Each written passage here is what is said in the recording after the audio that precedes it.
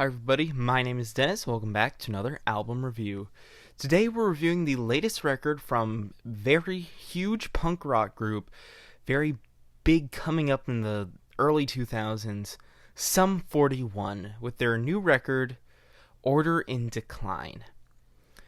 Now, I've never been the hugest fan of Sum 41, but I haven't really disliked them either. They definitely have some really enjoyable songs, especially in their past, and they did kind of fall off for a little while, but I really just haven't had that much interest in their sound, and it really just hasn't inspired me to go through their discography a significant amount in the past.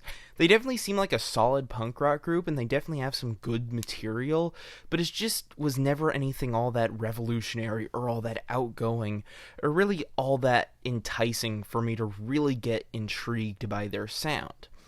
But I still decided to give this album a chance. I thought, you know what, maybe it'll surprise me, maybe it'll be something really good. And guess what? I was surprised. It was really good. Now, it's not the longest of albums, it's a fair length, clocking in just a little bit over 30 minutes or so. And it's 10 tracks, but it's a pretty enjoyable selection overall, especially through the first half of it.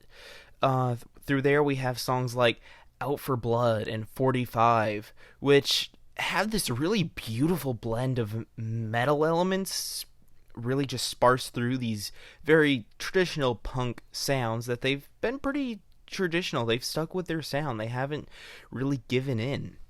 And I really respect this about them. They haven't gone soft. They really just haven't conformed to what mainstream appeal is like so many other bands of their same genre and even from their same time have done.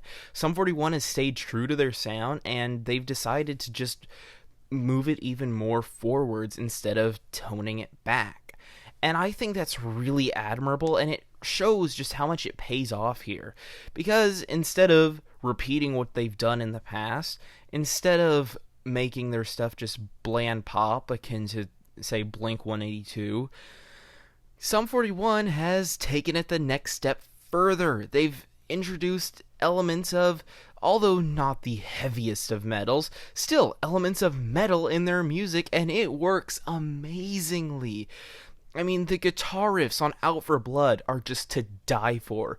45 is an absolute banger of a track. I love everything about this song from start to finish. And we still have our more traditional punk rock songs on here that do really great. Songs like The New Sensation have a really great hook to them. It's catchy, it's fun. The guitars and drums work so well together. Our lead singer here still shows how he has so much talent, and it just works so well. Songs like A Death in the Family. Oh my goodness, I absolutely love this song. I really love the very heavy kicking guitars that go into it again. I just love the energy this track has.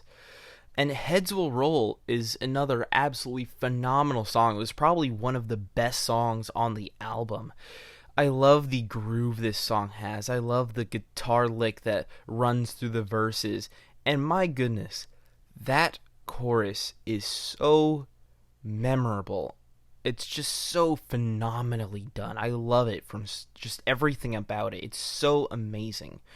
And the songwriting isn't really anything all that amazing throughout really the whole album, but for the most part, it is fine enough to where it's not really a deterrent to the album, where we might have some clever lines here and there on songs like Heads Will Roll, and even though, again, it's nothing really all that memorable, it's nothing all that great, it's probably my main complaint about the album is I just wish the songwriting was more interesting.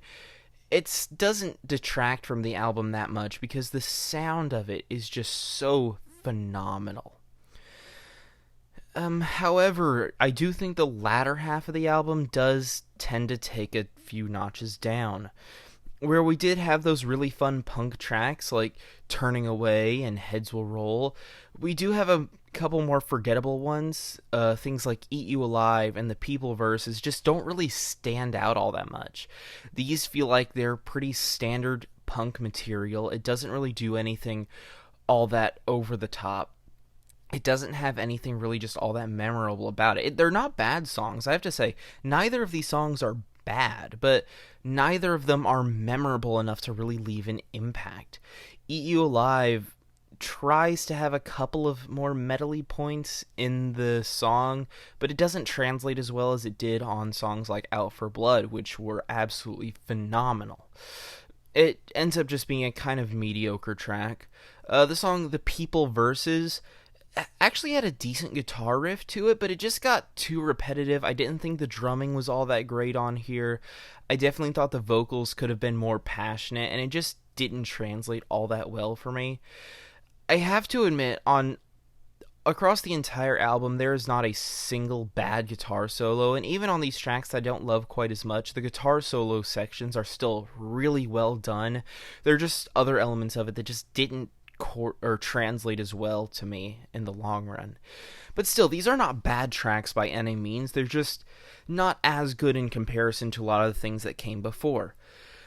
I also think the tracks Never Thee and Catching Fire are frankly bland and a chore to sit through.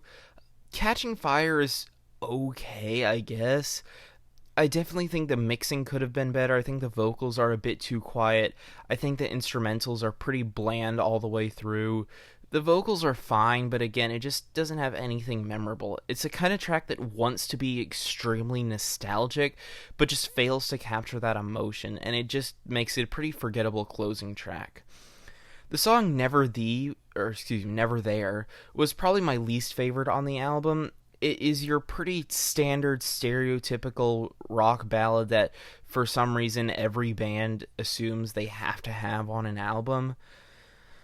And it is just really bland. It's uninspired. It's generic. It feels like it's just pandering to your soft rock group. It doesn't do anything interesting.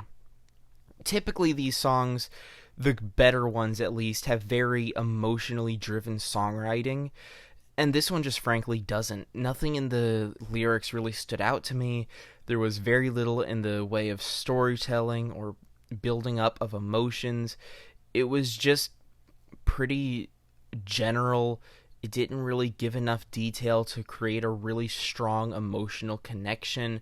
And it's the kind of thing that I guess you're supposed to connect to with your own circumstances and your own experiences, which is a really cheap way of getting people to go #relatable for your songs. So it ended up being a really disappointing track for me that I didn't care for.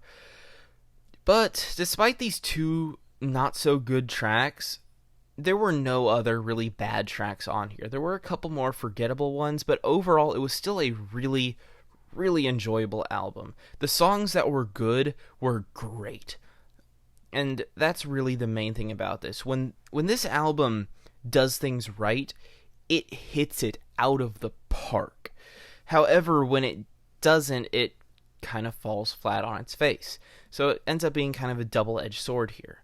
There are a very substantial number of great tracks on here, and it's definitely an entertaining listen that, even though the last 4 tracks didn't stand out much to me, I would still give them a listen, especially the songs Eat You Alive and The People Verses. There definitely is stuff to glean from these songs, just not as much as a lot of the earlier tracks on here.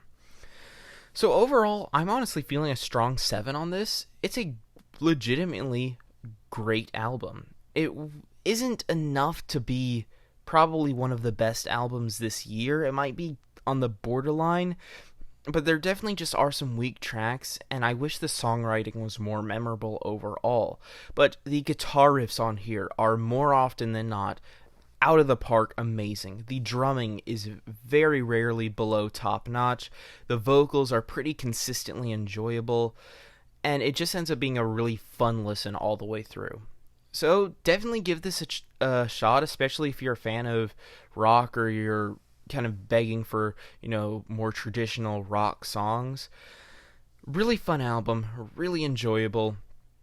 Definitely check it out. And if you listen to it, I'd love to hear your thoughts on the album. Be sure to tell me how wrong my opinion is as always, and I'll see you in the next review.